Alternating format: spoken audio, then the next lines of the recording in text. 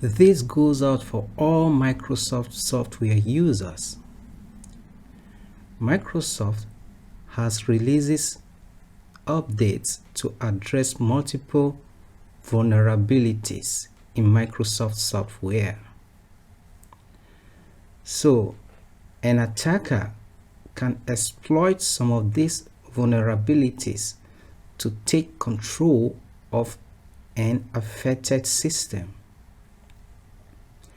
And as such, users and administrators are urgently required to review Microsoft's September 2022 Security Update Guide to apply the necessary updates.